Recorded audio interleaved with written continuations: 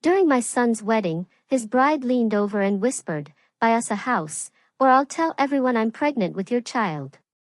I calmly stood up, slipped my hand into my pocket, and pulled out something that made her scream. The wedding was cancelled that very moment. I will never forget the day my son's new bride, standing there in her wedding dress, leaned in and whispered words that turned my stomach to ice. "Buy us a house, or I'll lie and say I'm pregnant with your child." I tell you, in that moment, something inside me snapped, but I kept my face calm. I reached into my pocket, and the next thing I knew, she was screaming, and the wedding was called off. Let me take you back to how it all started. I was just sitting at my desk, comparing these burgundy and navy upholstery swatches for the Scottsdale showroom, squinting under those awful fluorescent lights. Just a quiet Thursday afternoon in February, business humming along, no crises in sight. Then my phone rang, and Kevin's voice hit me like a jolt. Dad, are you sitting down?" My son never called during work hours unless something was seriously wrong. "What's wrong?" I asked, straightening in my chair, already running through 1,000 possibilities: accident, job loss, health scare. He just blurted it out, breathless, "Nothing's wrong, Dad. Everything's perfect. Jessica's pregnant. And we're getting married in 2 weeks." The swatches just slipped from my fingers. Kevin, my son, the one who'd stumbled through 3 failed engagements in his 20s, who'd avoided commitment for the last 5 years. Pregnant. Married. In 2 weeks. It was a lot. I searched for words that felt genuine. That's wonderful, son. I'm happy for you." He wanted me to meet her that night. "Can we come for dinner?" he asked. I glanced at my watch. 3:15. Absolutely. 7 o'clock. After we hung up, I just leaned back in my leather chair, staring at the ceiling tiles. Kevin hadn't even mentioned a Jessica before last month. Now, she was pregnant, and they were planning a wedding. The whole timeline felt rushed. Compressed. But maybe that was just me, My late wife, and I, we'd dated for 3 years before marrying. Different generation, different rules. I just wanted this to work for him. I wanted it so badly. I went to the market on Camelback. Picked up 2 ribeyes, a New York strip, asparagus, baby potatoes. And wine, a respectable Napa Cabernet, nothing too expensive. At home, I set the dining room table with Anne's china, those ivory plates with the delicate gold rim she'd received from her grandmother. If Kevin was starting a family, this moment deserved acknowledgement. Tradition mattered. They arrived exactly at 7. Kevin practically vibrated through the door with that nervous energy I remembered from his childhood piano recitals. The woman beside him, Jessica, moved differently. Smooth. Controlled. Her heels clicked against my tile entryway with a kind of purpose. "Dad, this is Jessica." She was striking. Dark hair pulled back in a sleek ponytail. Designer dress that probably cost more than my monthly utility bill. Her handshake was firm, almost aggressive, and her smile stayed fixed on her mouth without quite reaching her eyes. "Charles," she purred, "Kevin talks about you constantly." Her gaze swept past me, cataloging my living room, the furniture, the art on the walls. What a lovely home. "Thank you. Please come in. Dinner's almost ready." Kevin hovered beside her like a satellite, watching her reactions. I led them to the dining room, where Jessica's attention immediately locked onto Anne's china cabinet. Interesting pieces. "Are these antiques?" She moved closer, phone already in her hand. "Do you mind if I take a few photos? I just love vintage design." Before I could even answer, she was snapping pictures of the credenza, the grandfather clock in the corner, the cabinet itself. Kevin jumped in. "Jess is really into interior design. She's got amazing taste. I'm sure she does, I said, heading to the kitchen, grateful for the excuse to move. Something in her tone when she said antiques hadn't sounded like admiration. It sounded like appraisal. Dinner started pleasantly enough. Kevin asked about the business, updating me on his commercial real estate work. But Jessica dominated the conversation with surgical precision. For stores, Kevin mentioned, she cut into her steak, eyes on me. That must generate significant revenue. What's the annual take for something like that? I kept my voice light, businesslike. It varies. The economy affects furniture sales more than people realize. But you must do well, she pressed, gesturing with her fork. This neighborhood, the house, the business. You've built something substantial. Kevin shifted in his seat. Dad worked incredibly hard. Built it from a single storefront. Very impressive. Jessica sipped her wine. We drove through Paradise Valley yesterday. Those estates are breathtaking. That's where I picture raising a family. Good schools, safe neighborhoods, important for children, don't you think? The implication hung between us like smoke. Kevin focused on his plate, cutting his meat into smaller and smaller pieces. Paradise Valley is expensive, I said carefully. Of course, but you can't put a price on a grandchild's future. Her hand covered Kevin's on the table. We're still figuring out our housing situation. My current rental is impossible. The landlord refuses to make basic repairs. With a baby coming, we need proper space. Kevin finally spoke. We're looking at places, Dad. Nothing fancy yet. Nothing fancy, Jessica's smile widened, but something safe. Kevin tells me you're very generous with family. That's rare these days. I took a long drink of water, buying time. Every instinct I'd honed over 40 years in business was firing warnings. These weren't casual dinner questions. She was establishing needs, testing responses, calculating possibilities. The rest of the meal passed in similar fashion.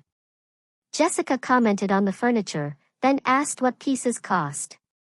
She mentioned her student loans, then wondered aloud how Kevin's family handled financial planning. She complimented the house, then noted how much upkeep older homes required. Kevin barely spoke. When he did, it was to soften her edges. What Jessica means is, or she's just excited about the wedding. When they finally left around 9:30, Jessica hugged me at the door. She leaned in close, her perfume overwhelming, and whispered, "Thank you for being so understanding. Kevin talks about your generosity all the time. We're lucky to have you." Kevin's hug was quick, distracted. He seemed eager to leave. I stood in the doorway, watching their taillights disappear down the street. Jessica's head was already bent over her phone, illuminated by the screen's glow. Inside, I cleared the table slowly, rinsing Anne's china by hand, though the dishwasher would have been easier. My hands moved through the routine while my mind replayed the evening. The way Jessica photographed my home without asking, the pointed questions about money, about real estate, about my generosity. Kevin's silence. His hunched shoulders. The way he avoided my eyes. I told myself it was nerves, wedding stress. But my gut, the same instinct that had saved me from disastrous business partnerships, from bad investments, from deals that looked perfect on paper but felt wrong, was screaming. Something about her eyes when she looked around my home. She wasn't seeing a family house where her child's grandfather lived. She was doing math. I woke at 6 Friday morning after 3 hours of fractured sleep. Every time I drifted off, I saw Jessica's face across my dining table. Heard her voice asking about revenue and real estate. The coffee maker gurgled while I sat at the kitchen table, staring at the chairs where they'd sat 12 hours earlier. The details wouldn't leave me alone. The way she'd held her phone when photographing the credenza, not like someone admiring furniture, but like someone cataloging inventory. Her questions hadn't been conversational. They'd been reconnaissance. And Kevin's expression, that hollow, defensive look I'd seen before. 3 years ago, when Rachel had controlled every aspect of his life. History repeating, and I was watching it happen. By 10 o'clock, I was at my office, but the inventory report sat ignored on my desk. I opened LinkedIn on my computer and typed Jessica Simon Phoenix into the search bar. Her profile appeared, polished, professional. Spa manager at Desert Serenity Wellness Center. Photos of her at charity events, smiling beside other volunteers. Glowing recommendations from colleagues. Everything looked legitimate. But I scrolled deeper. Older posts. Comment sections on photos. Tags from other users. A pattern emerged. 2 years ago, dinner at Bourbon Steak with my generous boyfriend. 3 years ago, photos at exclusive restaurants with different men in each one. Comments from someone named Amanda kept appearing, another rich one. You're so lucky, sis. Another, the words stuck like a barb. Another rich one. Not another great guy, or another keeper. Rich. That was the qualifying characteristic. I stared at the screen, my chest tight. This felt invasive, ugly. But Kevin was my son, my only child. If someone was targeting him, if she was targeting him, I needed to know. My phone sat on the desk. I picked it up 3 times before finally scrolling through my contacts to Marcus Jennings. We'd met at business networking events, crossed paths at charity fundraisers. He worked in credit verification services. We weren't friends, exactly, but we were cordial. The conversation was brief and uncomfortable. Marcus, I need a favor. Unofficial. It's about my son's fiancée. He didn't ask why. Give me her information. Marcus called back at 4:30. Charles, this is off the record. Completely unofficial. Understand? I understand. Jessica Marie Simons. Current address listed, Tempe, but that's recent. Previous address was a luxury complex in Scottsdale. She was evicted 11 months ago for non-payment. Rent was $2,800 monthly. I wrote the numbers down, my handwriting sharp and precise. She's carrying $43,000 in credit card debt across 7 different cards, all maxed. 2 collection agencies have filed legal actions. She started bankruptcy proceedings 8 months ago, but never completed them. The pen stopped moving. 43,000. Classic pattern, Charles. Living beyond means for years. The income she reports doesn't match the spending. Not even close. After I hung up, I sat motionless in my office chair. $43,000 in debt. Evicted from a luxury apartment. 2 lawsuits. None of this appeared on social media, where every photo showed designer clothes and expensive dinners, and weekend trips to Sedona. The pregnancy announcement. The rushed wedding. The Paradise Valley comments during dinner. She wasn't marrying Kevin. She was marrying access to money she thought he had. Or, more accurately, money she thought I had. I called Kevin at 6:15, after business hours, when I knew he'd be home. I'd rehearsed the conversation in my head, planned to stay calm and rational. Son, we need to talk about Jessica. Have you checked her financial background? What? His voice immediately sharpened. What are you talking about? I had someone look into her credit history. Kevin, she has substantial debt, over $40,000. She was evicted from her previous apartment. There are collection agencies. You what? The explosion came through the phone like a physical force. You investigated her? You called in favors to spy on my fiancé? Kevin, listen to me. She has 7 maxed credit cards, 2 active lawsuits. This is serious financial trouble, and with a baby coming, how dare you? His voice cracked. Do you have any idea how controlling this is? How invasive?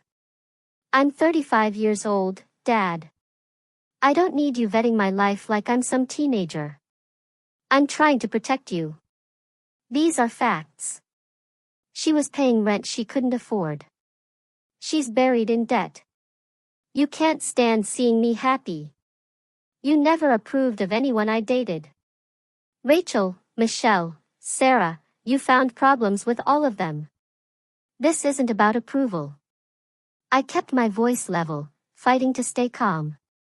This is about a woman with a pattern of financial irresponsibility who suddenly appears pregnant and wants to get married in 2 weeks. Kevin, please, just think about the timeline.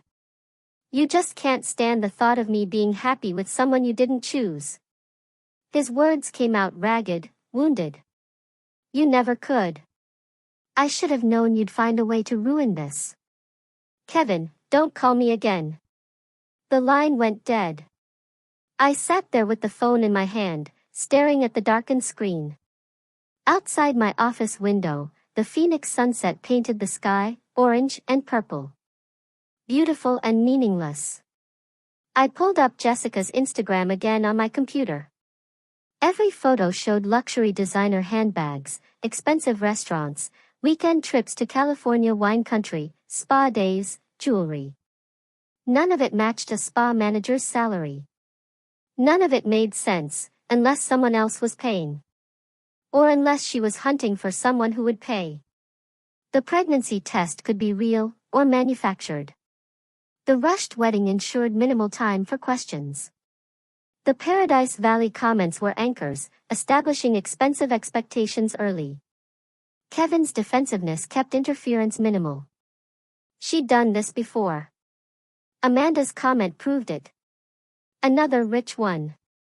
I opened my desk drawer and pulled out a legal pad, something I did when problems needed solving. At the top of the page, I wrote, Jessica Simons. What I know. The list grew. Debt amounts, eviction date, the timing of her relationship with Kevin, every pointed question from last night's dinner. When I finished, 3 pages were covered in notes. Kevin wouldn't listen. That was clear. He'd chosen his side, and it wasn't mine, which meant I had 2 weeks before the wedding. 2 weeks to find proof she was targeting him. 2 weeks to stop this before she destroyed my son. I clicked back to her Instagram, studying each photo with new eyes. Somewhere in this carefully curated performance was the truth. Somewhere was evidence. I just had to find it. A week passed since Kevin hung up on me. 7 days of silence that felt like months. I'd left voicemails, 8 of them. The first 2 were calm, rational explanations of the credit report. By the 4th, I was pleading. By the 7th, I stopped trying to sound composed. None were returned. Thursday afternoon, I drove past Kevin's apartment in Tempe. Jessica's white BMW sat in his parking spot like a territorial marker. I circled the block twice before forcing myself to leave. Marcus called Wednesday with more information, his voice reluctant. Charles, I shouldn't tell you this, but Kevin maxed out his savings account, $47,000 gone for the wedding. That's not all. He took out a personal loan, $35,000 at 18% interest. Just for the reception venue. I sat in my office, holding the phone long after Marcus hung up. $82,000. Kevin's entire safety net, plus debt that would take years to clear, for a wedding that would last 4 hours. The invitation arrived in Saturday's mail. Heavy cardstock, embossed lettering, my name in elegant script. The Phoenician Resort, Scottsdale. Ceremony at noon, February 22nd. I searched the venue online. Their wedding packages started at $80,000. Premium upgrades, the kind Jessica would demand, pushed costs well past six figures. The math wouldn't work.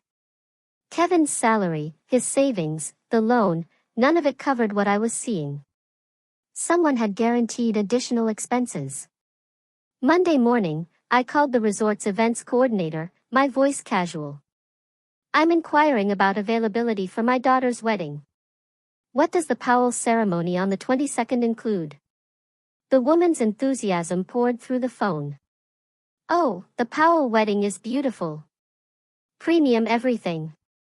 Open bar with top-shelf selections, live orchestra, imported French roses, chef's tasting menu for 200 guests. They spared no expense.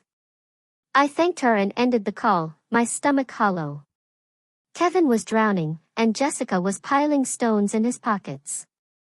That night, I sat at my kitchen table, typing messages to Kevin on my phone. Deleting them. Typing again. Deleting. Son, please call me back. Delete.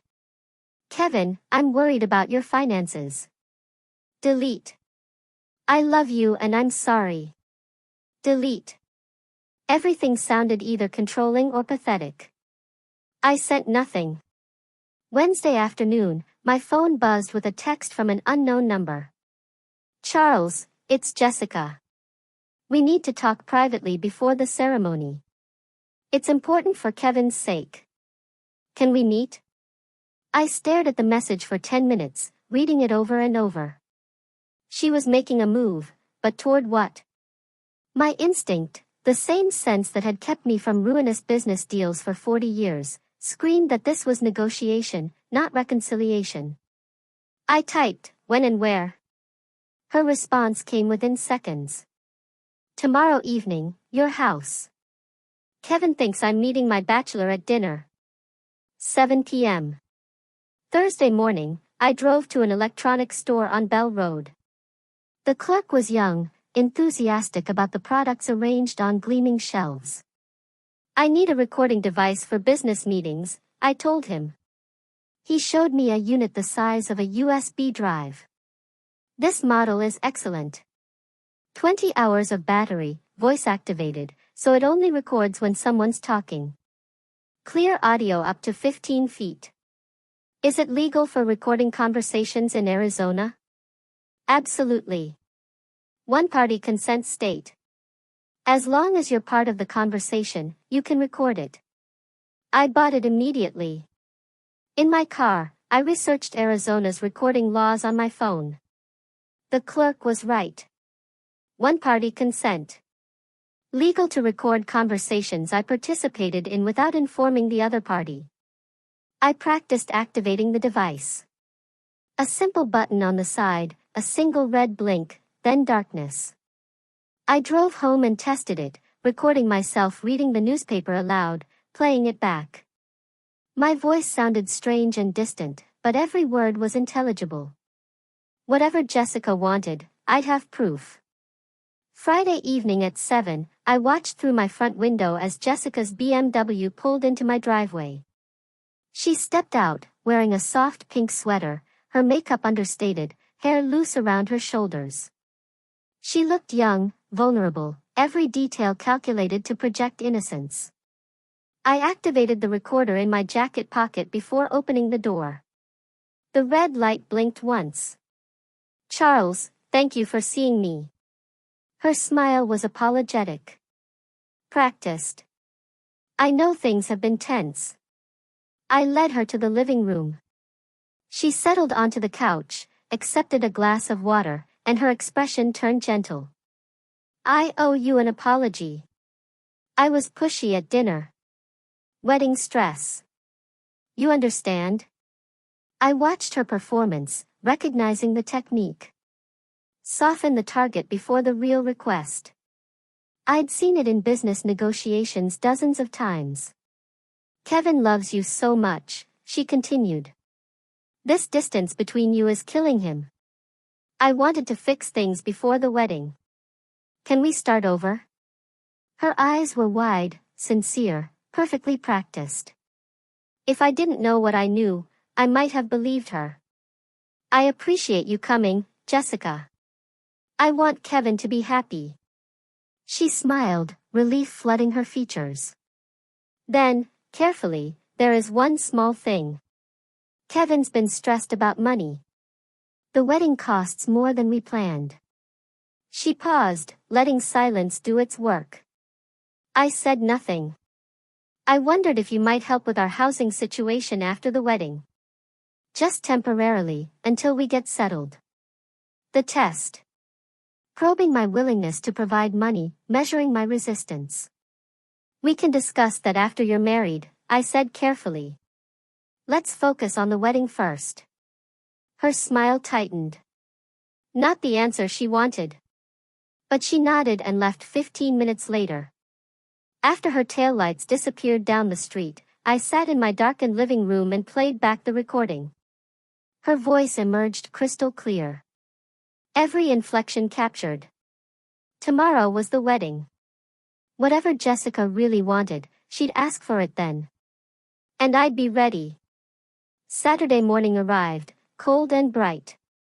I'd slept 3 hours, spent the rest pacing my bedroom, running through scenarios. None prepared me for what was coming. The Phoenician resort spread across the base of Camelback Mountain like a palace. I pulled into the circular drive at 10 o'clock, watching valets in crisp uniforms rush toward arriving cars.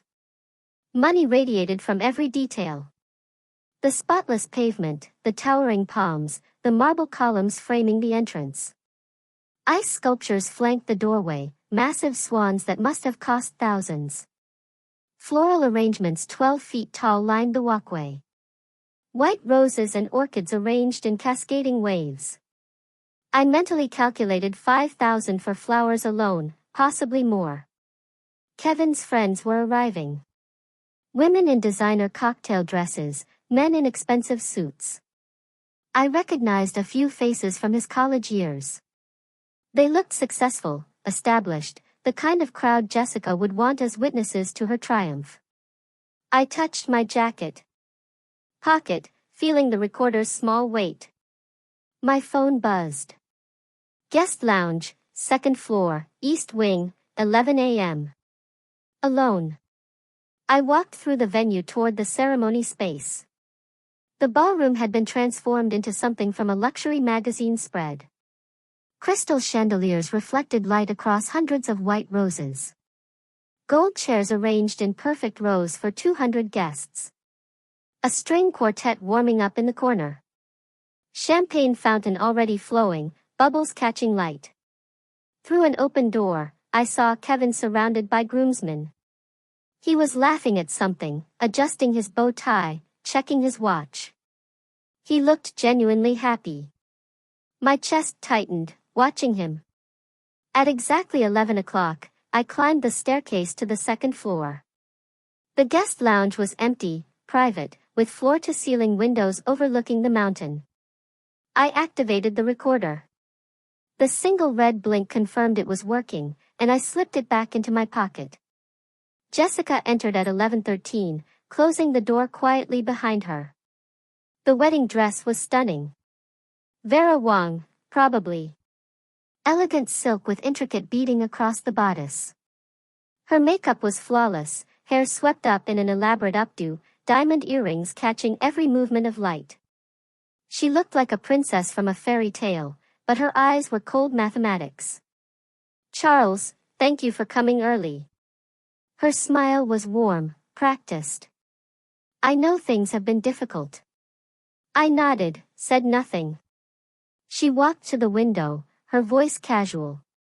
It's a beautiful day. Kevin's so happy. He wishes you two weren't fighting. I want him to be happy, I said carefully. That's all I've ever wanted. She turned, her smile never reaching her eyes. Then we should talk about how to make that happen permanently. The words hung between us like a suspended blade. Her tone shifted, businesslike now. Charles, let's be practical. Kevin and I need a house.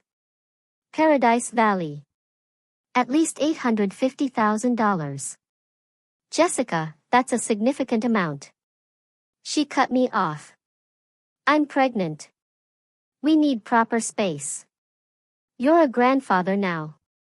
Surely that means something. I can help with a down payment. 15, maybe 20%. But purchasing an entire, that's not going to work. Her voice went cold. The mask dropping completely. She stepped closer. I saw the predator clearly now. No longer hiding. Here's what's going to happen. You're going to buy us that house. Full payment this week. And if I don't? Her smile was sharp as broken glass. Then I tell everyone the truth. That I'm pregnant with your child. Ice flooded my veins, but I kept my voice steady. That's absurd. No one would believe, she laughed, soft and vicious. Really? Who do you think they'll believe? A 63-year-old man or a pregnant 32-year-old woman in a wedding dress? Each word was a calculated strike. I'll tell them you tried to seduce me at that first dinner, that you've been sending me inappropriate messages for weeks, that when I rejected you, you tried to sabotage our wedding with fake financial reports. My hands clenched into fists at my sides. Kevin will never speak to you again. Your business reputation destroyed. Everyone loves a scandal. Furniture magnate preys on son's pregnant fiancée. That's front page material. She paused, letting it sink in. Or you buy us a house, play the generous grandfather, and everyone's happy. Your choice. You have 60 seconds. The silence stretched, thick and suffocating. I stood motionless. 3 seconds. 4. 5. Processing. Shock. Fury. The calculated cruelty of her entire plan. Then I spoke, my voice quiet and level. Jessica, you just made the biggest mistake of your life. Her smile faltered slightly. Excuse me? I reached into my pocket and pulled out the small recording device, held it up. The red recording light blinked steadily. Jessica's face drained of color, white as her wedding dress. What is that? Every word from the moment you walked in. She lunged forward, grabbing for the device, her voice rising to a shriek. Give me that. You can't. That's illegal. I pulled back, stepped toward the door. Arizona is a one-party consent state. Completely legal. You recorded me? You set me up? I opened the door. Jessica followed, still grabbing at my arm. Her composure shattered. I walked quickly down the stairs toward the ceremony hall. Her screams followed me. Charles, wait. Please, we can work this out. I didn't mean. Guests in the foyer turned, staring. I didn't stop. I entered the ballroom and walked straight to the sound technician near the string quartet. Connect this to your system. Play it now. The technician looked confused. Sir, the ceremony is about to, do it now. Jessica rushed in behind me, mascara starting to run, face twisted with panic. Kevin appeared from the groom's room, his expression confused. Dad, what's happening? The recording began. Jessica's voice filled the ballroom through crystal-clear speakers. Charles, let's be practical. Kevin and I need a house. Every guest froze. 200 people locked in horrified silence. The recording continued. Her pregnancy threat. The seduction accusation. The blackmail demand. Every word captured with perfect clarity. Kevin stood paralyzed, his face cycling through confusion, disbelief, recognition, horror. When the recording ended, silence blanketed the room like sudden snow. Jessica stumbled backward, words failing, excuses dying on her lips. Kevin stared at his bride, then at me, then back at Jessica. His voice broke. Tell me he faked that. Tell me this isn't real. Jessica opened her mouth, but no convincing lie emerged. I watched my son's face crack open. Watched the illusion he built shatter into pieces. The wedding was over before it began. The recording's final words faded into crushing silence. I watched Kevin's face cycle through emotions like channels flipping on a television. Confusion, denial, desperate hope that somehow this was fake, that his father had manufactured evidence to destroy his happiness. Jessica broke the silence first, her voice rising toward hysteria. He edited that. He manipulated the audio. Charles, how could you do this? Kevin turned to me, his eyes pleading. Dad, tell me you faked it. Please. My voice came out quiet, steady. Every word is real, Kevin. Unedited. I can provide the original file, timestamps, metadata. His face hardened, not acceptance, not belief in the evidence, just a wall slamming down between us. A guest near the front whispered loudly enough to carry through the ballroom. I heard what I heard. That woman was blackmailing him. Kevin moved toward Jessica, who had begun crying. Real tears streaming down her face. Mascara running in careful tracks. Perfect victim performance. She clutched his arm. Kevin, he's trying to destroy us. He never wanted you to be happy. This is revenge because you chose me over him. I took a step forward. Son, listen to what she actually said. She threatened to claim you weren't the father. She demanded $850,000. Kevin's voice cracked, raw with pain and fury. You always did this. Every relationship I had, you found something wrong. You can't stand seeing me with someone. The words hit like fists. This isn't about control. She was blackmailing me. You heard it. You recorded her without permission. You set her up. His eyes were wet now, voice shaking with anguish. You're jealous because you've been alone since Mom died, and you can't handle me being loved. The accusation hung poisonous in the air between us. I opened my mouth, but no response came. How do you argue with someone who's chosen their illusion over reality? Who needs the lie more than the truth? Kevin took Jessica's hand. We're leaving. Don't contact me. Ever. Jessica threw me a look over her shoulder as they walked toward the exit. Calculation mixed with triumph. She'd lost the wedding, but kept her prize. Some guests remained seated, uncertain. Others began gathering belongings, avoiding eye contact with me. A woman I recognized as Jessica's friend, Amanda, called out, "We believe you, Jess. This is disgusting." But other guests approached me quietly. That recording was clear. I'm sorry about your son. The resort manager appeared, uncomfortable in his crisp suit. Mr. Powell will handle the cancellation arrangements. No charge for the venue. I nodded, unable to form words.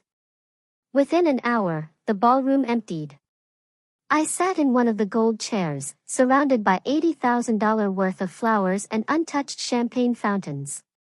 My phone vibrated constantly. Texts from friends, family, people who were there. I didn't read them. A waiter approached nervously. Sir, can I bring you anything? I shook my head. He retreated, leaving me alone in the wedding that wasn't. I drove home in a fog. The afternoon heat shimmering off the asphalt in waves. My house felt enormous and empty when I entered. Anne's absence, sharp as broken glass, even after 3 years. Sunday morning, my phone buzzed with a text from Kevin's number. The message was brief, final. I'm not your son anymore. Jessica and I are moving forward together. Don't call. Don't text. You're dead to me. I read it 3 times. Each word felt permanent. Carved in stone. Sunday afternoon, a friend forwarded me Jessica's Instagram post. The photo showed her in casual clothes, eyes red from crying. No makeup. Calculated authenticity. The caption read, "Heartbroken doesn't begin to cover it." Kevin's father sabotaged our wedding because he couldn't accept someone loving his son. He recorded a private conversation, edited it to make me look terrible, and destroyed the happiest day of my life. To everyone asking, yes, Kevin and I are staying together. Real love survives attacks. The post had 347 likes, 89 supportive comments. I saw names I recognized. Mutual acquaintances, business contacts, people who should know better. Some comments were different. I was there. That recording sounded pretty clear to me. But they were buried under Jessica's supporters. I set my phone down and didn't pick it up again for hours. Monday morning, I sat across from Richard Clark in his downtown Phoenix office. He was 58, gray suit, calculating eyes that had seen every kind of family disaster. He'd listened to the recording twice, taken notes, and now delivered his assessment. The recording is completely legal. Arizona's one-party consent law is clear, but I waded through the pause. She can still sue you. Emotional distress, defamation, claim you recorded her in a bathroom or somewhere with expectation of privacy, even though you didn't. Make your life expensive, even if she loses. So she gets away with it? Richard leaned back. Not necessarily, but you need to be smarter than just having proof. You need to build a pattern. Show this isn't an isolated incident. He slid a business card across the desk. Private investigator. Discreet, expensive, but thorough. I pocketed the card. What am I looking for? Her history. Previous relationships. Financial records. Anything that shows this is her playbook, not a one-time mistake. If she's done this before, those men might talk. I nodded, feeling pieces of a plan forming. Richard added quietly, and Charles, prepare yourself. Your son might not come around. Not soon. Maybe not ever. The words landed heavy and true. As I stood to leave, Richard mentioned, almost casually, one more thing. I had someone check hospital records. Doctor visits. Jessica Simons hasn't seen an OB/GYN in 2 years. I froze. She's not pregnant? No medical evidence she is. No prenatal vitamins purchased on her insurance, no appointments. Either she's lying, or she had a very recent miscarriage she hasn't mentioned. I felt fury and something like relief collide. She lied about being pregnant to pressure Kevin into marriage. That would be my assessment, which makes the blackmail even more calculated. She was building urgency around a fiction. I sat back down heavily. The cruelty of it. Using a fake pregnancy to trap my son, settled over me like wet concrete. I left the lawyer's office, stepped into harsh Phoenix sunlight. I had evidence, a legal recording, proof of Jessica's manipulation. But Kevin still chose her. The victory felt like ashes. 3 manila folders spread across my desk. The private investigator's report on Jessica's past. First folder, Robert Green, 45, divorced tech executive from 2022. The PI found bank records showing Robert paid Jessica $75,000 after dating 6 months. His statement to the investigator, she threatened to accuse me of assault if I didn't pay. I had a daughter, a business reputation. I paid to make her disappear. Second folder, Michael Torres, 51, real estate investor from 2020. Similar pattern. 4-month relationship. Sudden pregnancy claim. Demands for money. Michael paid $50,000 before Jessica miscarried 2 weeks later. Third folder, David Chen, 48, restaurant chain owner from 2019. He paid $30,000 to end the relationship after she threatened workplace harassment claims. I leaned back, processing the timeline. 3 men in 5 years. $155,000 extracted through threats. Each relationship followed identical beats. Charm offensive, rapid escalation, pregnancy or assault claim, payment, disappearance. The PI's notes included one chilling line. Subject displays textbook predatory financial behavior. Targets men 15 to 20 years older. Established wealth, family reputation to protect. Kevin fit the profile perfectly. Not wealthy himself, but with a father who was. I felt sick, recognizing how calculated it had been. Jessica hadn't fallen for Kevin. She'd researched him like a business investment. Wednesday afternoon, I was at my flagship furniture store, reviewing inventory, when my assistant approached. "Someone here to see you. Says it's personal." A woman stood near the entrance. Early 60s. Gray hair in a neat bob. Wearing simple slacks and a cardigan, a library book tucked under her arm. Her face was tired, kind, with Jessica's cheekbones, but none of her hardness. She extended her hand. "Mr. Powell, I'm Barbara Collins, Jessica's mother. Could we speak privately?" My first instinct was suspicion, another manipulation. But her eyes were direct, sad, genuine.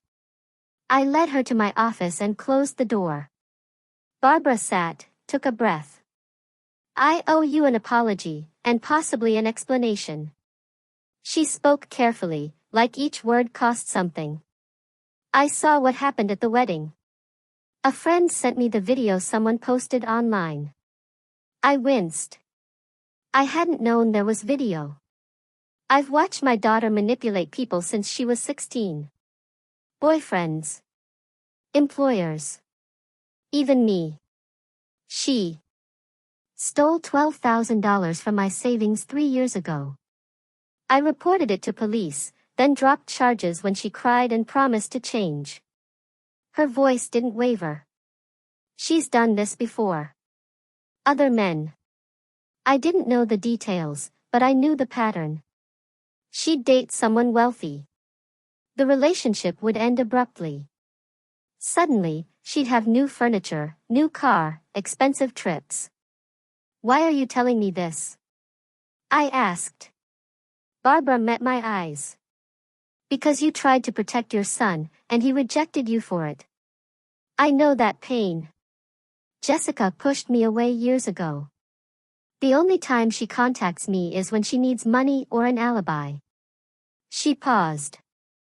"And because she's planning something else." I saw her text conversation with her sister, Amanda. I sat forward. "What kind of conversation?" Barbara pulled out her phone. Open screenshots. "Amanda left her phone at my house last month." I looked. I know it's wrong, but I needed to know what Jessica was doing. She handed me the phone. The text thread between Jessica and Amanda read like a criminal blueprint. "Jessica, Kevin's broke now, but his dad's loaded. The recording is a problem, but I can work around it. Get Kevin to sue Charles for emotional damages. Split whatever we win." "Amanda, you think Kevin will sue his own dad?" "Jessica, he'll do whatever I tell him. He's already isolated from everyone but me. Give it 2 months, then I'll suggest he deserves compensation for childhood trauma or something. Make it about therapy costs." I read it twice, feeling cold fury build. I looked up at Barbara. "You're giving this to me. Why?" Her voice was quiet. "Because I failed as a mother somewhere. I don't know where or when, but I created this. And I can't watch her destroy more lives. This is your daughter." "Yes. And I love her. But I also know she won't stop unless someone stops her. You have resources to fight back. Kevin's in danger, even if he doesn't see it yet." She added, "There's more. Email threads where Jessica discusses targets. A spreadsheet of men she researched, including income estimates. She treated your son like a business acquisition. I felt something shift inside me. Not just anger, but strategy forming. Barbara visited again Thursday morning at a coffee shop. I suggested neutral ground. She brought more evidence. Printouts of Jessica's social media from years ago. Deleted posts bragging about landing wealthy men. We sat for 2 hours. Barbara filling in gaps the PI couldn't access. I found myself talking about Kevin's childhood, my late wife. How hard I tried after she died. Barbara listened, shared her own story. Husband left when Jessica was 10. She raised both daughters alone on a librarian's salary. Jessica always wanted what we couldn't afford, Barbara said. I thought it was normal kid stuff. By the time I realized it was something else, it was too late. The conversation shifted from evidence to something more personal. Two parents wounded by their children. Over the next week, Charles and Barbara met 3 more times. Initially to discuss strategy, share information, plan legal moves. But the conversations drifted. Books we'd read. Phoenix's relentless heat. The loneliness of empty houses. I noticed Barbara's careful intelligence, her quiet humor, the way she listened completely. She noticed my fairness, my restraint, despite having weapons to destroy Jessica legally. Neither of us named what was happening, but something was. A recognition. Comfort in shared damage. Friday afternoon, Barbara emailed me a file. Jessica's project spreadsheet. I opened it, felt my blood pressure spike. Column headers, name, age, net worth, etc., vulnerabilities, timeline, expected yield. Kevin Powell, 35, 85K salary, but father owns 4 furniture businesses. Father, guilt, isolated, desperate to prove independence. 6 to 8 months, 500K, one-time payout. 9 other names were listed above Kevin's, dates going back to 2018. Most had notes.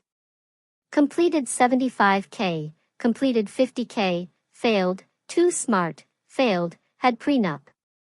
I forwarded the file to Richard immediately. This wasn't just evidence.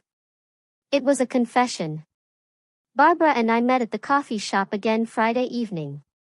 I slid my laptop across the table, showed her Richard's response. This changes everything. We can pursue fraud charges, but we need to be strategic about when we reveal this. Barbara nodded slowly. What's the goal? Protecting Kevin or punishing Jessica? I considered both. Protecting Kevin comes first, even if he hates me for it. Barbara's hand rested briefly on the table near mine. Then we do this carefully. Together. The word together sat between us, meaning more than strategy. The email from my private investigator arrived Thursday morning with the subject line, New Development, Urgent. I opened the attachment at my office desk. Screenshots of Jessica's text conversation with a commercial realtor filled my screen. She'd found a luxury spa location in Paradise Valley. Monthly rent, $15,000. Her pitch to Kevin emerged through the messages. We'll be partners. Your business degree, my spa management experience. We just need startup capital. I scrolled further. Equipment quotes totaling $180,000. Renovation estimates of $120,000. The final text made my stomach drop. Jessica to the realtor, my fiancé is securing a $200,000 business loan. Can you hold the property for 2 weeks? I forwarded everything to Barbara and Richard immediately. An hour later, the PI's follow-up arrived, marked confidential. Smoking gun. Attached was Jessica's LLC registration in Delaware, created 2 weeks earlier. The company name, Serenity Wellness Holdings. The registered agent wasn't Kevin. It was Jessica alone. Bank account documents showed an offshore connection in the Cayman Islands. The PI's note explained, standard setup for capital extraction. Equipment purchases get invoiced to offshore suppliers. Fake companies she controls. Money disappears. Business fails. She vanishes with capital. Target will be left with $200,000 debt and no assets. Recommend immediate intervention. I'd seen this scheme before. Contractors who defraud investors. Vendors who bill for phantom supplies. Kevin wasn't a partner. He was a funding source. I called Richard. I need to stop a loan without revealing my involvement. Can it be done? He thought for a moment. Anonymous tip to the bank's risk assessment department. Include her credit history, the LLC structure, the offshore account. Banks hate fraud risk. That afternoon, I created an anonymous email account at the public library downtown. Sat at a computer terminal surrounded by teenagers doing homework and retirees reading news sites. I attached Jessica's credit report, the one Marcus had provided months ago, plus screenshots of the Delaware LLC showing her sole ownership and the Cayman Islands account documentation. Subject line, Fraud Alert, Kevin Powell Loan Application. Body text, the supposed business partner, Jessica Simons, has $43,000 in existing debt, an offshore account, and sole control of the LLC. Mr. Powell believes they co-own. Recommend reviewing for fraud indicators. I hit send before I could second-guess the decision. 2 days later, Kevin's number appeared on my caller ID. I didn't answer. He would only call if he needed something or wanted to yell. The voicemail he left was brief, angry. I know you did this. The bank rejected my loan. They said someone sent them information about Jessica. This is low even for you. I saved the voicemail. An hour later, Jessica called from Kevin's phone. Charles, we need to talk about boundaries. You're interfering with Kevin's business decisions now. I didn't answer that call either. The following week, Jessica began appearing in my orbit too frequently to be coincidence. Monday morning, she was at the coffee shop I frequented before work. She approached my table. Charles, what a surprise. Can we please talk? I miss Kevin having his father in his life. Wednesday, she appeared in my store's parking lot when I left for lunch. Friday, she showed up at a restaurant where I was meeting a supplier, sat at the bar, made eye contact, smiled. Each time, I ensured I wasn't alone. Stayed in the coffee shop's crowded main room. Called my store manager to walk me to my car. Asked the supplier to stay until Jessica left. I recognized the tactic. Create situations that could be misinterpreted, then claim harassment or worse. My phone stayed in my pocket, recording every encounter. Saturday afternoon, Jessica appeared at my store again, this time in workout clothes. Tight. Strategic. She waited until other customers left and approached my desk. I wanted to apologize privately. Can we talk in your office? I stood, but didn't move toward the office. Anything you need to say can be said here. My assistant is right there. I gestured to Sarah, my store manager, watching from 10 feet away. Jessica's voice dropped. Intimate. I think we got off on the wrong foot. I understand why you were protective. Maybe we could start over, just you and me. Her hand moved toward my arm. I stepped back. Sarah, could you join us, please? Jessica was just leaving.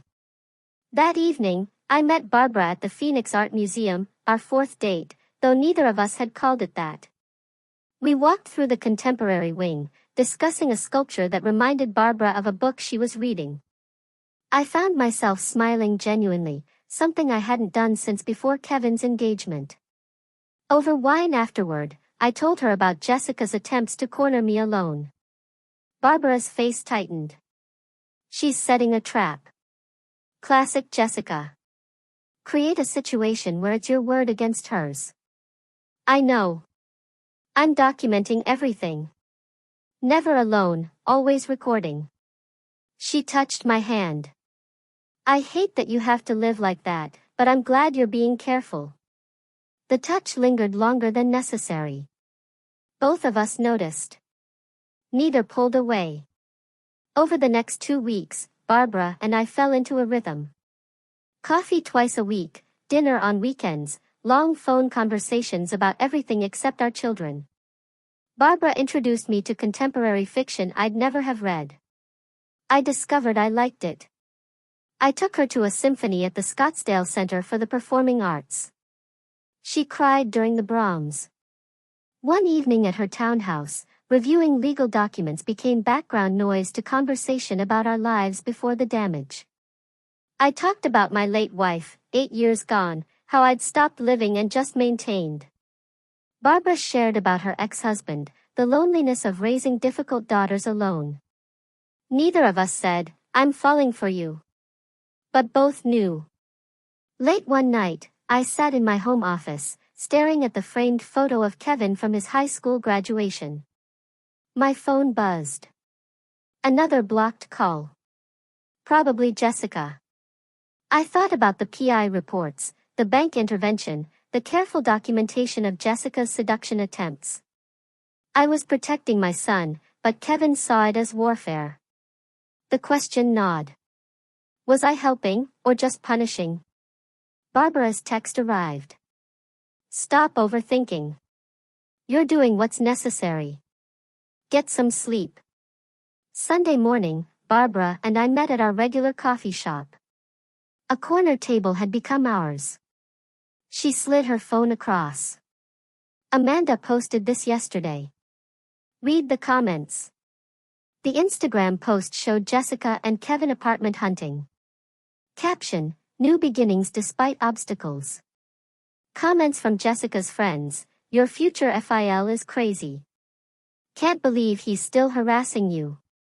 Have you considered a restraining order? I felt public opinion shifting against me. Barbara, she's building a narrative. Preparing for something bigger than seduction attempts. I met her eyes. Let her come. Richard has everything documented. We're ready. The certified mail arrived at 9 a.m. on a Tuesday. I signed for it in my driveway. Recognized the law firm letterhead immediately. Civil complaint. Jessica Simons and Kevin Powell versus Charles Powell. I read it standing there, April's sun already hot on my shoulders. The claims, intentional infliction of emotional distress, defamation, interference with business relations. Damages sought, $500,000. The narrative Jessica's lawyers constructed was polished. Defendant, motivated by jealousy and a desire to control his adult son, fabricated audio recordings, sabotaged business opportunities, and publicly humiliated plaintiffs at their wedding ceremony. I read it twice, feeling cold fury build. That afternoon, I sat across from Richard in his downtown office. He'd already reviewed the complaint, made notes in red ink across every page. This is aggressive, but sloppy, he said, tapping paragraph 3. They're claiming the recording was fabricated. We have metadata, timestamps, audio forensic analysis, proving authenticity. He flipped to page 5. They claim you sabotaged business opportunities. They'd have to prove you were involved in the bank's decision. Anonymous tip means no proof. Can they win? Richard leaned back. Win? No. Make it expensive and painful? Absolutely. Discovery will be invasive. Depositions, financial records, witnesses. Jessica's betting you'll settle to avoid the hassle. Not happening. Richard smiled. Sharp. Good. Because I've been preparing our counterclaim. Fraud, attempted extortion, blackmail. We have her previous victims willing to testify. The offshore account. Barbara's evidence. When we're done, Jessica won't be able to run this scheme again. I learned through a mutual business contact that Kevin had been fired. Not quit, despite what Jessica's Facebook post claimed. Mark called me, reluctantly. Thought you should know. Kevin's been missing deadlines, arguing with everyone. Finally went off on his supervisor last week. They let him go. I tried to process this. Kevin loved that job. Worked there 7 years, Mark continued. He's not himself. Charles, he looks exhausted. Lost weight. Whatever's happening with that woman, it's destroying him. I hung up and immediately wrote an email. Son, I heard about your job. Please talk to me. Whatever you need, I'm here. This lawsuit doesn't change that I love you. I sent it to Kevin's personal email, his work email, his phone via text. All bounced back or went unread. Jessica had blocked every channel of communication. Over the next 2 weeks, I wrote physical letters, handwritten on quality paper. Each one different, apologizing for the wedding confrontation's public nature while defending the necessity, explaining the evidence I'd found, offering to help financially without conditions, reminiscing about our past together. I mailed them to Kevin's old apartment address. None were returned, but none were answered. I imagined Jessica intercepting them, reading them first, deciding what Kevin saw. The silence was worse than Kevin's anger had been. It meant complete isolation. Barbara called me on a Wednesday evening, voice tight. Amanda just told me Kevin's selling his apartment. I felt the floor drop. That's his only asset. He bought it 5 years ago. Jessica convinced him they need the money for legal fees and living expenses until he finds work. Amanda said Jessica has a real estate agent already lined up. It'll sell fast. Good area. Nice unit. I did quick math. Kevin bought it for $240,000. Probably worth $290,000 now with Phoenix's market. After his existing mortgage, maybe $80,000 in equity. Jessica would burn through that in months, leaving Kevin with nothing. Can I buy it through an LLC? Keep Kevin from knowing?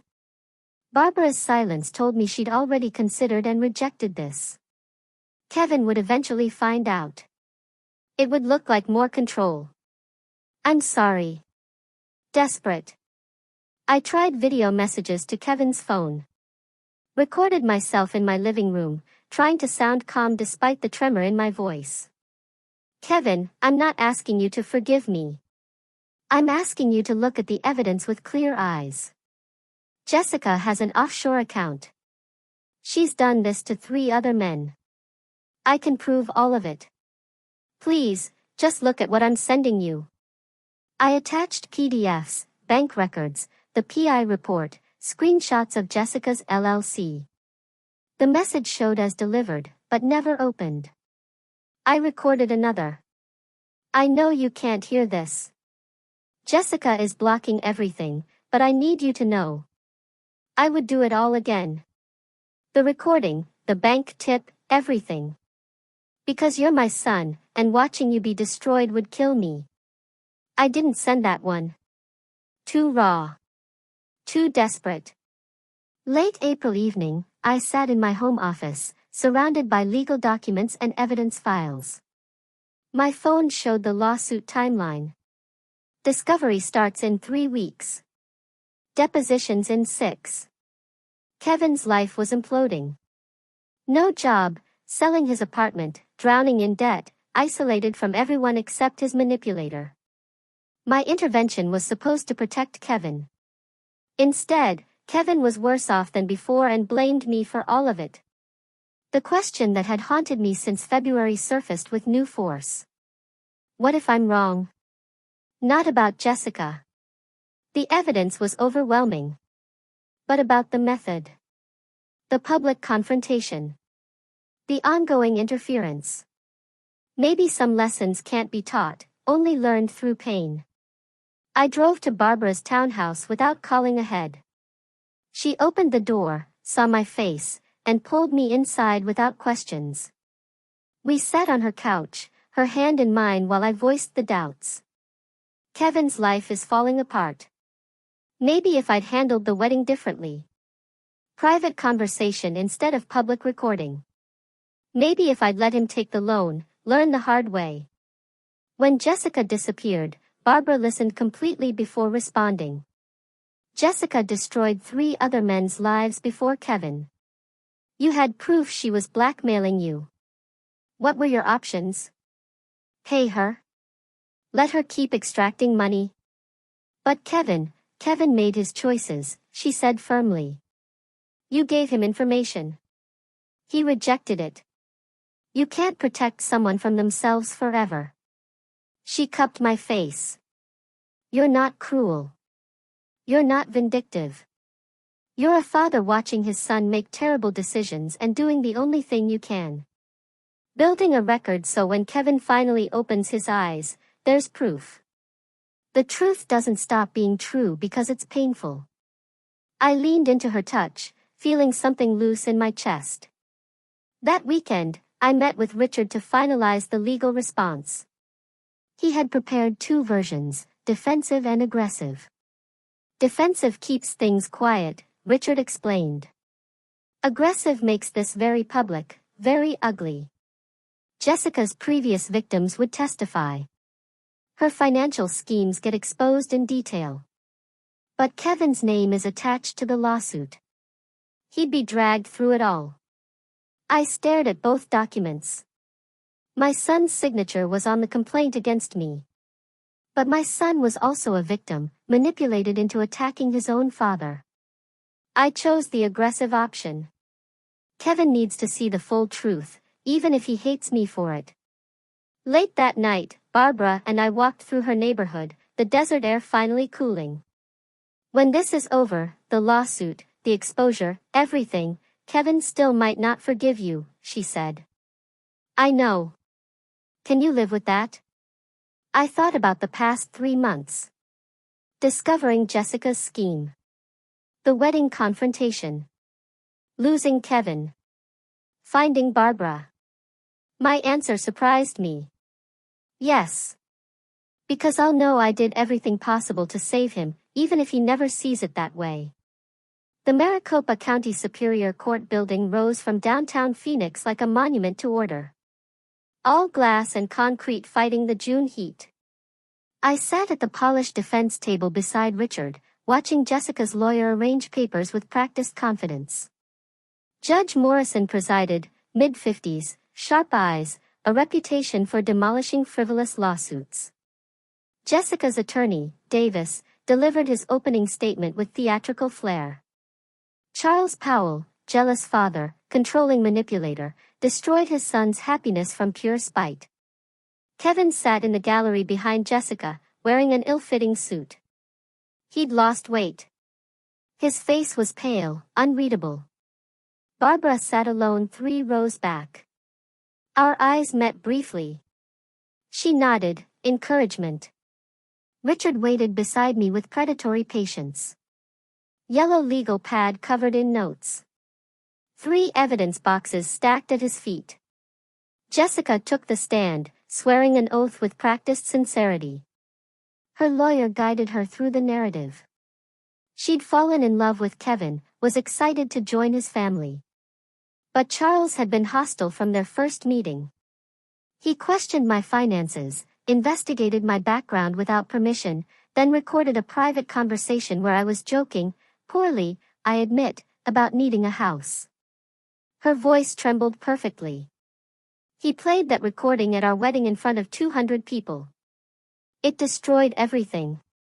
Kevin lost his job from the stress. We lost our savings. All because Charles couldn't accept someone loving his son. She dabbed her eyes with a tissue.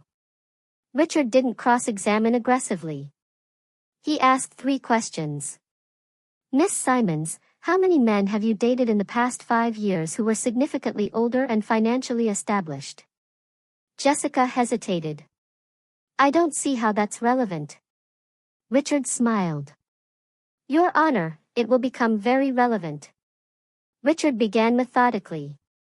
Your Honor, this isn't about a father's jealousy. It's about a documented predator who has run this identical scheme on at least 3 previous victims. He presented the audio forensic analysis. First, expert testimony via deposition confirming the wedding recording was authentic, unedited, with verified timestamps and metadata. Jessica's lawyer objected repeatedly. Judge Morrison overruled each time. I'll hear the evidence, counselor. Next came Jessica's financial history. The credit report showing $43,000 in debt. The eviction, the collection lawsuits. Then the Delaware LLC registration for Serenity Wellness Holdings, Jessica's name only despite telling Kevin they'd be partners. The offshore Cayman Islands account opened 3 weeks before the spa proposal. Bank statements showing the spa business plan was a shell for extracting Kevin's loan. Richard's presentation was surgical, each document building on the last. Kevin shifted in his seat, face growing paler with each revelation. The defense calls Robert Green. A man in his mid-40s entered. Expensive suit, graying at temples. Successful, but carrying visible shame. He swore in, sat, wouldn't look at Jessica. Mr. Green, how do you know the plaintiff? I dated her 3 years ago. For about 6 months. How did that relationship end? Green took a breath. She told me she was pregnant. Said it was mine. Then she said she needed $100,000 for medical care and to go away quietly. Or she'd tell my ex-wife I'd gotten her pregnant during our custody battle. My daughter was 12. I couldn't risk losing custody. What did you do? I paid $75,000. All I could raise quickly. 2 weeks later, she texted that she'd miscarried. Then she disappeared. Changed her number. Moved. Gone. He produced bank transfer records, text message screenshots where Jessica explicitly demanded money. The courtroom was silent except for someone's sharp intake of breath. Kevin's. Jessica's lawyer tried damage control. Your Honor, Mr. Green's allegations are unproven and, Richard interrupted, we have 2 more victims prepared to testify. Michael Torres paid $50,000 under similar circumstances in 2020. David Chen paid $30,000 in 2019. Same pattern, fake pregnancy, blackmail, payment, disappearance. He slid their sworn affidavits across to the judge. Judge Morrison read, face darkening. Jessica stood suddenly. Those men are lying. This is a conspiracy. Charles paid them too. Mrs. Simons, sit down. Jessica's lawyer whispered urgently, but she was panicking now, the composed mask cracking. I watched Kevin in the gallery, his face cycling through emotions. Disbelief, recognition, horror. Judge Morrison didn't deliberate long. I've heard enough. This lawsuit is not only without merit. It appears to be part of an ongoing pattern of fraud and extortion. She looked directly at Jessica. Miss Simons, the recording Mr. Powell made was legal under Arizona law. The evidence suggests you did exactly what that recording captured. Attempted to blackmail him for money. Your claims are baseless. The gavel came down. The complaint is dismissed with prejudice. Further, Mrs. Simons, you are ordered to pay defendants' legal costs in the amount of $47,000. Jessica's face went white. I'm also referring this matter to the county prosecutor's office for investigation of possible fraud and extortion charges. This court is adjourned. The gavel's crack echoed like a gunshot. I exited the courthouse into the late afternoon heat, loosening my tie. Richard was triumphant. That went better than expected. Morrison doesn't make prosecutorial referrals lightly. Barbara appeared, hugged me briefly, propriety in public, but relief in her eyes. Then I saw Kevin standing by a parking meter, alone, looking lost. Jessica was 20 feet away on her phone, back turned, voice rising in argument. I approached Kevin slowly. Son. He looked at me, and for the first time in 6 months, really saw me. Dad, those men, what they said? His voice broke, and I recognized the sound, his certainty shattering. I know. I'm sorry you had to hear it that way, but you needed to hear it. Kevin's next words came hoarse. The offshore account, the fake pregnancy. Was any of it real? I wanted to comfort him with lies, but chose truth. I don't think so, Kevin. The PI found evidence she researched you before you even met. Your income, my business, everything. She chose you deliberately. Kevin sagged against the parking meter. I quit my job for her. Sold my apartment. Sued my own father. For someone who just called me an idiot. Who was never pregnant. Who was never anything real. I moved closer. You weren't blind, Kevin. You were manipulated by a professional. There's a difference. I lost everything. I have nothing. I am nothing. I pulled my son into a hug. First physical contact in 8 months. You have me. You've always had me. That never changed. Not once. Kevin broke then, sobbing against my shoulder like he hadn't since childhood. I held him, feeling something fundamental shift back into place. Inside the restaurant, Jessica looked up to see police officers approaching. I'd called them before Kevin arrived. Had them waiting. The forgery documents. The conspiracy. On audio. The open warrant from the judge's fraud referral. It all converged. Jessica tried to run, but there was nowhere to go. Brian was arrested alongside her. Both charged with conspiracy to commit fraud and forgery. By morning, Jessica had fled Phoenix on bail, skipping town on the $47,000 judgment. I didn't pursue her. She was out of Kevin's life, and that was the victory that mattered. August arrived with Phoenix monsoons, washing the city clean. Kevin moved into my guest room temporarily, started therapy, began job hunting. The process was slow. Rebuilding a life takes longer than destroying one. But I watched my son gradually return. Smiles at breakfast. Interesting conversations.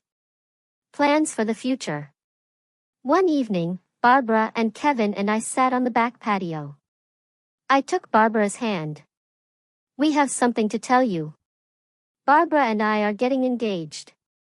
Kevin's reaction surprised us. He grinned. About time, Dad. She's way too good for you. Barbara laughed, and I felt something I hadn't felt in years. Complete. Late August, I hosted a small engagement gathering at my home. 20 close friends. Nothing elaborate. Everything genuine. Barbara wore a simple blue dress, her smile radiant.